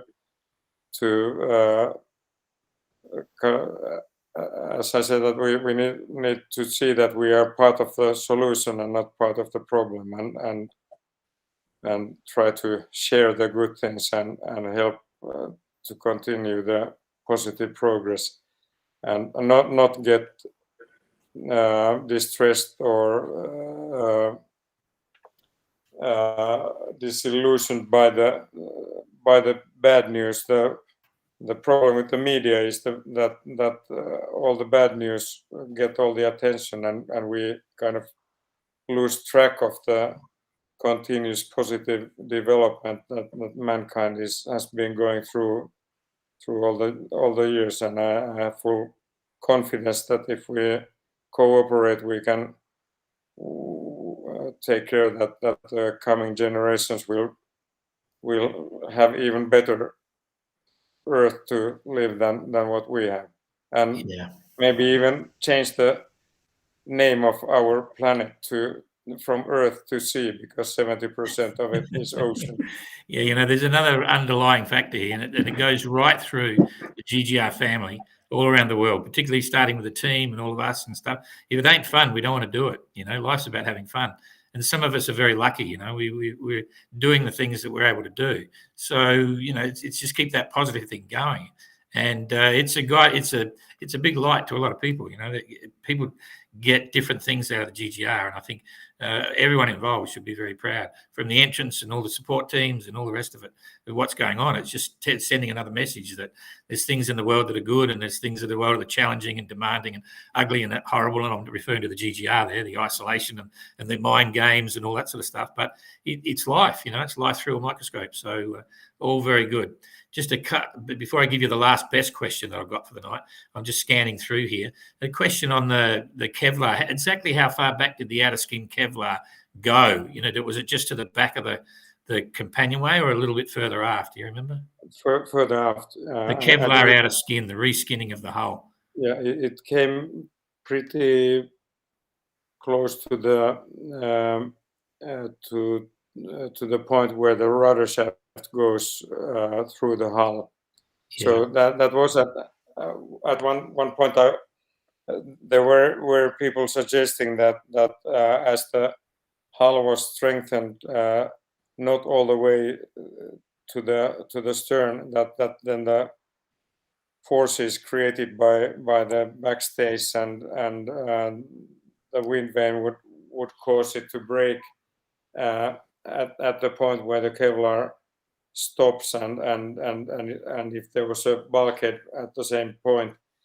But then when we went through the computer simulations done by Camu, and showing that from where the hull with its shape and the form, from where it would start bending, it was pretty evident and clear that it wouldn't,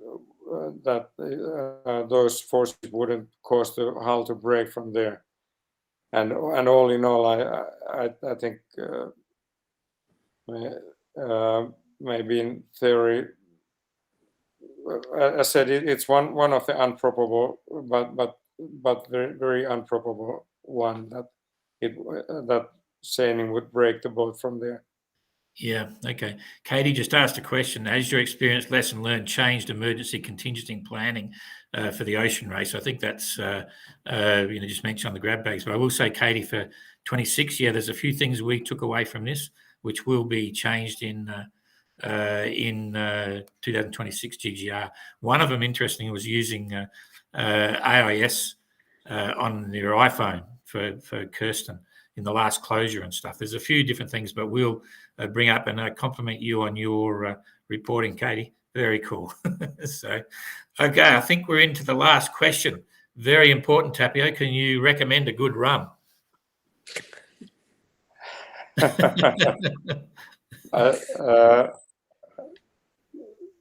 In my family, we have been drinking Captain Morgan since my childhood, and I'm pretty sure that was the one we shared with Kirsten too.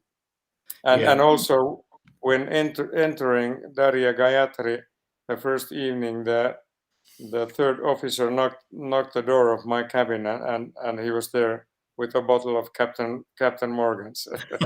That's amazing, eh? One of my, I'm not a big drinker, as you know, but Talisker were one of my fans when they did the bounty boat, and there was some fun with Captain Morgan back then. But anyway, across the Pacific. Okay, all right. Well, listen, Tapio, to you and your team, and Ada, thanks for all this. It's a long one, but I think the diehards will like that. Just a short moment.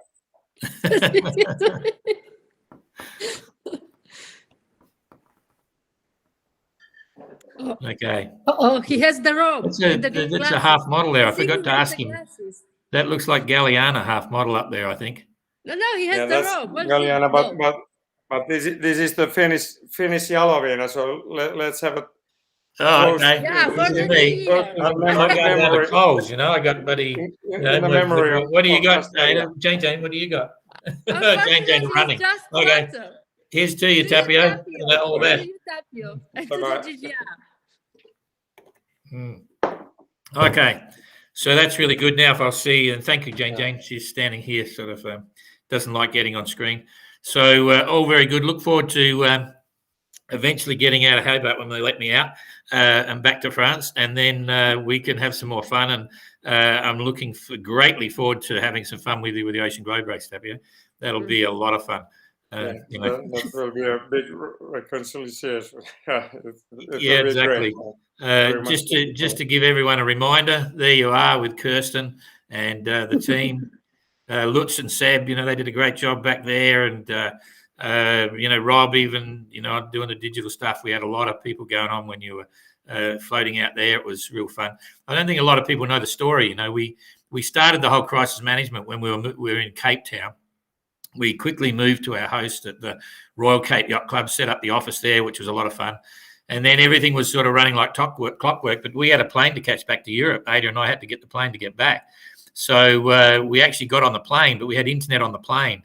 So we were actually controlling the whole thing from 36,000 feet, working with Lutz working with Lutz and Seb in the office, doing all the bits. Ada was there, and then we finally got another better link just as we were about to land, and we were just landing as we got the word that you were finally off the boat and everything was set. So it was amazing. It was probably a world first where we had you with your YB3 in the life raft, Kirsten with her tracking, so we were monitoring everything coming to you, Ada and I at 36,000 feet watching what's going on, and everything going like clockwork. The guys at MRCC in Cape Town. Don, did you know that my team manager Pia was also in an airplane between Helsinki and Stockholm when she was sending the message? Wow. Yeah. Look, I got to say, it was a long, long way from Robin Knox Johnson in Suhaili with his little 7-foot blow up dinghy with oars, and nothing. And now we're at this level. So it all worked really well, and we're happy to see you. So thank you, Tapio. Thanks, and everyone. We'll wrap it up from there. I got a closing shot now. Let's see what happens when I put that in. Okay, so we're all going to disappear, and we'll look forward to seeing how everyone's going on today. So thank you very much, everybody. I just got to find buttons now to shut it down. In fact, I'm just going to shut it from there. Okay, have fun. See ya. That was 2 hours, 13 minutes. Holy dooly. Bye-bye.